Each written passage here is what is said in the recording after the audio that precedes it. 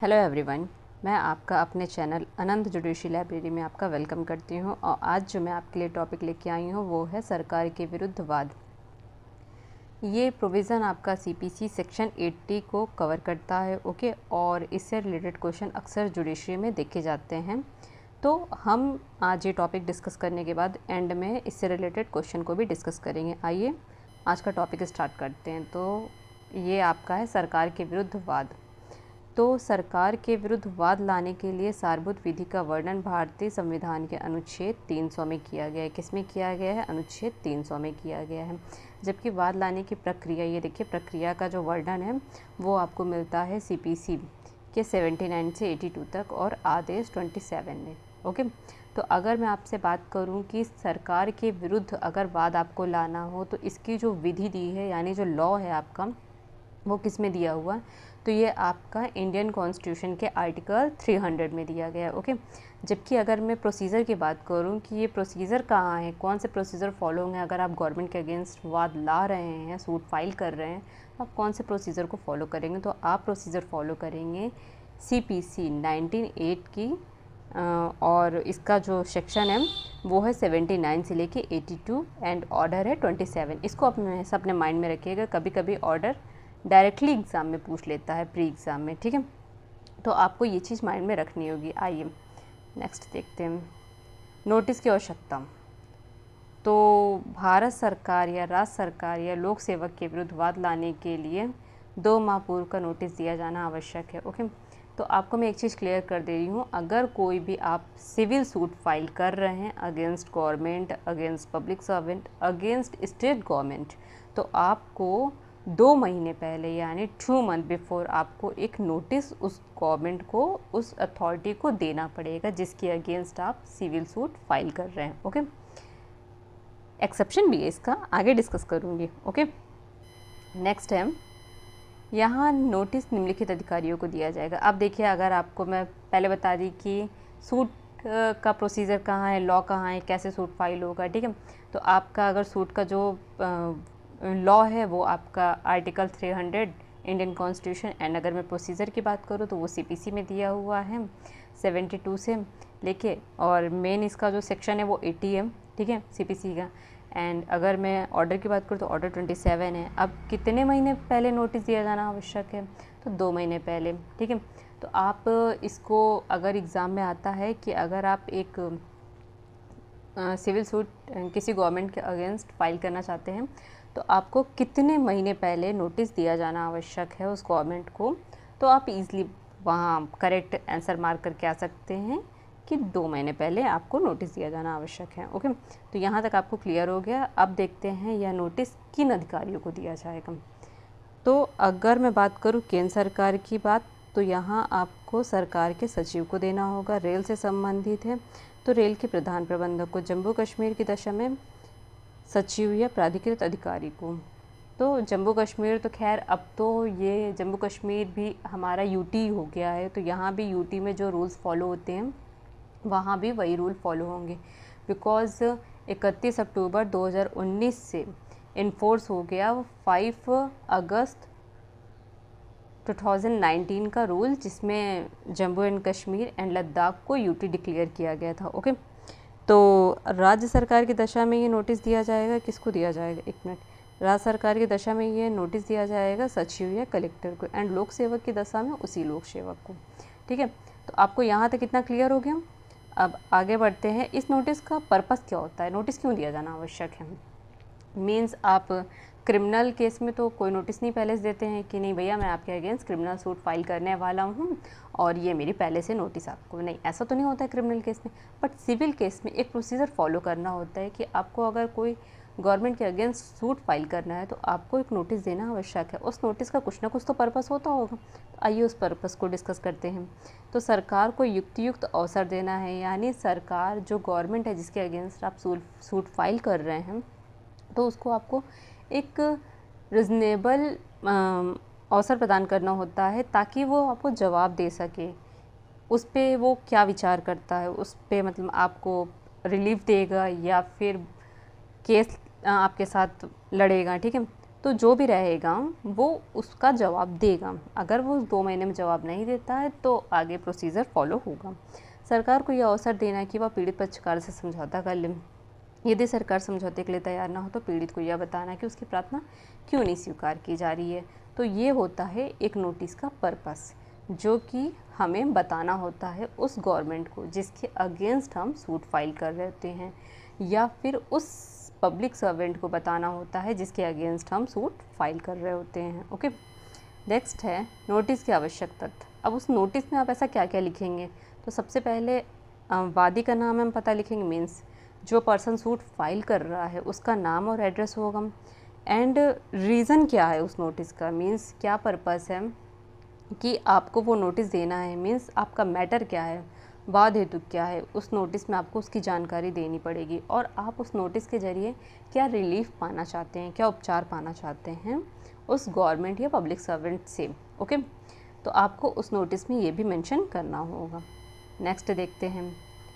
अब मैं बात कर रही थी एक्सेप्शन की ना, कि क्या नोटिस देना कंपलसरी है, तो आइए इसके बारे में डिस्कस करती हूँ। सन 1976 में एक अमेंडमेंट किया गया था जिसके बाद सेक्शन 82 इंसर्ट की गई थी। अब सेक्शन 82 का पर्पस क्या था इंसर्ट करने का, ठीक है। कभी कभी, अब मैं बताती हूँ, कभी कभी कुछ ऐसे मैटर आ जाते हैं जिसमें नोटिस देना इतना ज़रूरी नहीं होता है, मैंडेटरी नहीं होता है। क्यों? क्योंकि मैटर ही इतना अर्जेंट होता है, ठीक है। तो आप ऐसे केसेस में क्या करेंगे, कोर्ट जाएंगे, कोर्ट की मंजूरी लेंगे, और अगर कोर्ट को लगता है कि आपका केस अर्जेंट है तो वो आपका केस एक्सेप्ट कर लेंगे विदाउट 2 मंथ पहले की नोटिस के। ओके, तो नेक्स्ट है आपका ये सूचना का ये जो अभी त्याग है, जो इंसर्ट किया गया था ये सेक्शन 82। तो ये है आपका, सरकार सूचना का परित्याग भी कर सकती है क्योंकि यह मात्र प्रक्रिया का नियम है। मीन्स ऐसा कोई ज़रूरी नहीं है, मैंडेटरी नहीं है कि आपको 2 महीने पहले सूचना देना ही देना है, ठीक है। अगर आप नहीं देंगे तो आपका सूट फाइल नहीं होगा। तो ये सिर्फ एक प्रोसीजर का एक स्टेप है, बाकी इससे ज़्यादा ये कुछ भी नहीं है, ठीक है। और प्रोसीजर सरकार के विरुद्ध या किसी लोक अधिकारी के विरुद्ध कोई अत्यावश्यक या तुरंत अनुतोष प्राप्त करने के लिए कोई वाद न्यायालय की इजाज़त से किसी सूचना की तामील के बिना भी संसिद्ध किया जा सकता है। देखिए, मैं इसी की बात कर रही थी कि अगर कोई अर्जेंट केस है तो आप न्यायालय की कंसेंट यानी कोर्ट की कंसेंट से आप उसे विदाउट नोटिस भी फाइल कर सकते हैं और वो एक्सेप्ट किया जाएगा। क्यों? क्योंकि 1976 में ये अमेंडमेंट के थ्रू ऐड किया गया है ये सेक्शन, ये सब सेक्शन। ओके, और ये सिर्फ इसलिए ऐड किया गया है, कभी कभी क्या होता है कि अगर नोटिस की वजह से किसी को रिलीफ नहीं मिल पाता है तो उसके साथ अन्याय होता है। तो इससे अच्छा है कि अगर कोई अर्जेंट मामला है तो उसमें नोटिस को हटा ही दिया जाए, ठीक है। फिर बाद में कोर्ट खुद ही देखेगी कि केस कैसा है, अर्जेंट है कि अनअर्जेंट है। अगर अर्जेंट है तो आपको नोटिस के बिना भी मेंटेन कर देगी उस केस को, और अगर अर्जेंट नहीं है तो फिर आपको कहेगी सिंपल सा कि भैया आप प्रोसीजर फॉलो कीजिए और बाकी फिर आइए, ठीक है। नेक्स्ट है नोटिस में तकनीकी त्रुटि, धारा 83 ये भी जोड़ी गई थी आपकी 1976 के अमेंडमेंट के थ्रू, ठीक है। आपका सबसेक्शन 82 एंड 80 का 3 सबसेक्शन ये आपका 1976 के थ्रू ही ऐड किया गया है। इसके अनुसार वादी के वाद को मात्र इस आधार पर खारिज नहीं किया जाएगा कि नोटिस में कोई तकनीकी त्रुटि थी। अब सपोज़ किसी ने नोटिस दे दिया गवर्नमेंट को जिसके अगेंस्ट उसको केस फाइल करना है, ठीक है। अब सामने वाले जो गवर्नमेंट है यानी सेंट्रल गवर्नमेंट है, स्टेट गवर्नमेंट है, पब्लिक सर्वेंट है, कोई भी हो, यूटी हो, तो उसने बोल दिया कि भैया ये आप में कमी है आपकी नोटिस में और आगे हम केस नहीं बढ़ाएंगे। तो सरकार ने इस चीज़ को ही हटा दिया, कहे कि अगर नोटिस में कोई भी त्रुटि है, ठीक है, कोई भी डिफ़ॉल्ट है, तो इस बेस पे नोटिस खारिज नहीं की जाएगी, ना ही केस। ओके, यहाँ तक आपको क्लियर हुआ। और हाँ, जहाँ ना समझ में आए तो प्लीज़ आप लोग क्वेश्चन अपने पुटअप कीजिए, मैं उसका रिप्लाई करूँगी और कोशिश करूँगी मैं आप लोगों के लिए डेली वीडियो ले आऊँ। और आप लोगों के मन में अगर कोई टॉपिक है कि मैं उस पर वीडियो बनाऊँ तो आप लोग उस टॉपिक को मुझे सजेस्ट कीजिए, मैं आई एम श्योर कि उस पर वीडियो बनाने की कोशिश करूँगी। आइए इससे रिलेटेड कुछ इंपॉर्टेंट केस देख लेते हैं। तो केस है एम मुनिराज बनाम कर्नाटक राज्य AIR 2002 कर्नाटक। तो इस केस में क्या हेल्ड हुआ था, मैं डायरेक्ट यहाँ हेल्ड लिख दी हूँ, बाकी आप लोग इस केस को अपने माइंड में रखिएगा।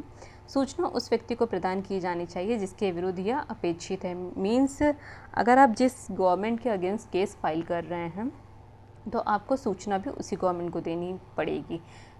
ऐसा नहीं है कि आप सेंट्रल गवर्नमेंट के अगेंस्ट केस फाइल किए और सूचना जाके दे दिए स्टेट गवर्नमेंट को, या फिर स्टेट गवर्नमेंट के अगेंस्ट केस फाइल किए और सूचना दे दी पब्लिक सर्वेंट को। तो ऐसा नहीं होगा, सूचना उसे ही देना है आपको, मीन्स नोटिस उसे ही देना है जिसके अगेंस्ट आप केस फाइल करने वाले हैं। ओके, नेक्स्ट है सलेम एडवोकेट बार एसोसिएशन बनाम भारत संघ AIR 2005 सुप्रीम कोर्ट। अब इस केस में क्या हेल्ड हुआ था, ये 2005 सुप्रीम कोर्ट का केस है। इस केस में क्या हेल्ड हुआ था, सूचना का जो उत्तर होना चाहिए वो स्पष्ट होना चाहिए। मीन्स आपने तो नोटिस दे दिया गवर्नमेंट को, अब उसने क्या किया, गवर्नमेंट ने क्या किया कि वो जो रिप्लाई कर रही है आपको वो टोल मटोल वाला है। मीन्स क्लियर उसमें कुछ नहीं है कि आपको एक्सेप्ट कर रही है आपका केस, डिनाई कर रही है, रिलीफ नहीं दे रही है, या फिर क्या रिलीफ दे रही है, उसमें उसने कुछ मेंशन नहीं किया है। ठीक है, तो ऐसा नहीं होना चाहिए। वो आपको जो भी रिप्लाई करे, जो भी आंसर करे, वो एकदम क्लियर होना चाहिए। ओके, तो इस केस में ये हेल्ड हुआ था। नेक्स्ट केस है एंड लास्ट केस है घनश्याम दास बनाम dominion of India AIR 1984 supreme court. विधिक प्रतिनिधि द्वारा पुनः सूचना देना आवश्यक नहीं है। मीन्स अब मैं इसको समझाती हूँ कि सपोज़ एक पर्सन है, ठीक है, केस फाइल करता है गवर्नमेंट के अगेंस्ट, केस फाइल करता है, नोटिस देता है और मर जाता है कुछ दिन बाद। अब उसके जो लीगल रिप्रेजेंटेटिव हैं उनके लिए ये ज़रूरी नहीं कि वो दोबारा से नोटिस दें। ओके, तो ये क्लियर हुआ ये केस।